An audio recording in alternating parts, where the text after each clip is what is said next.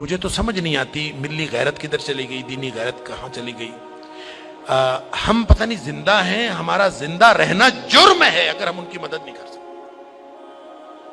ایسی کوئی بے حس اور بے غیرت قوم بھی کبھی ہوئی ہوگی؟ ہم نے تاریخ میں بے غیرتی کی بڑی داستانیں سنی ہیں۔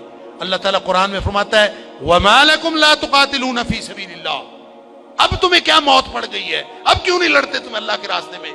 والمستضعفین من الرجال والنساء والولدان الذين يقولون ربنا اخرجنا من هذه القرية الظالم اهلها۔ پوری دنیا پر ظلم کی داستانیں ساری دنیا دیکھ رہی ہے۔ مسجد اقصی کو آگ لگا دی گئی ہے، ہماری بچیوں کو، بہنوں کو، بیٹیوں کو وہ اپنے گھٹنے کے نیچے لے کے بیٹھے ہوئے ہیں، تصویریں سوشل میڈیا پر شیئر ہو رہی ہیں، بچے چھوٹے چھوٹے قتل کیے جا رہے ہیں، کسی کو غیرت نہیں آ رہی۔ مجھے تو یوں لگتا ہے یہ ہماری نمازیں، ہمارے سجدے کیسے قبول ہوں گے؟ ہم جو مجرم ہیں جو آرام سے بیٹھے رہیں، کیا کریں؟ بے بسی کی انتہا ہے۔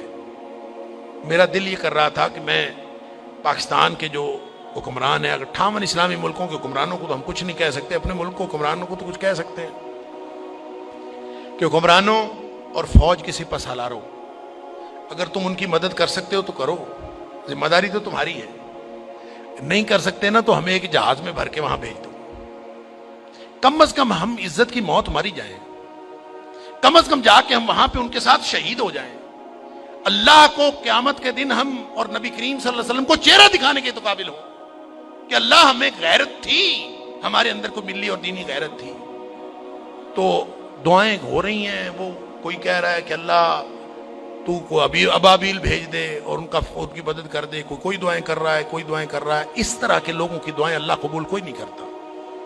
دعاؤں کے لیے بھی غیرت کی ضرورت ہے۔ آپ پہلے قدم اٹھائیں پھر اللہ سے دعا کریں۔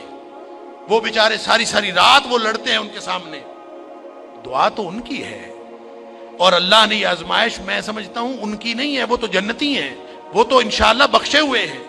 آزمائش یہ باقی ساری دنیا کی ہے، ہم ان کی وجہ سے مجرم بن رہے ہیں۔ اللہ تعالیٰ معاف فرمائے۔ تو یہ جب قاری صاحب پڑھ رہے تھے تو مجھے خیال آ رہا تھا کہ اللہ ان بیچاروں کے پاس طاقت نہیں ہے، وہ پتھر اکٹھے کر کے بیٹھے ہیں، توپوں بندوقوں کا مقابلہ پتھروں سے کیسے ہوگا؟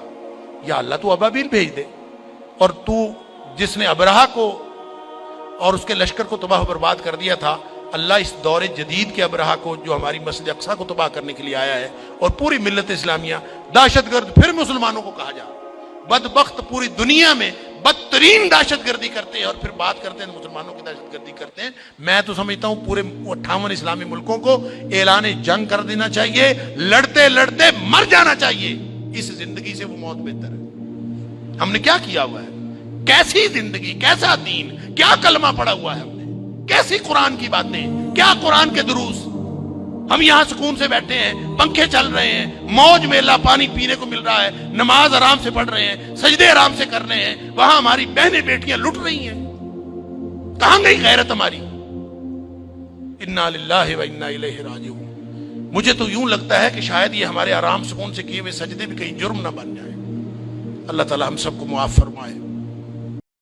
دین کی بات پھیلانا صدقہ جاریہ ہے۔ ثواب کی نیت سے ویڈیو کو شیئر ضرور کیجیے۔ جزاک اللہ۔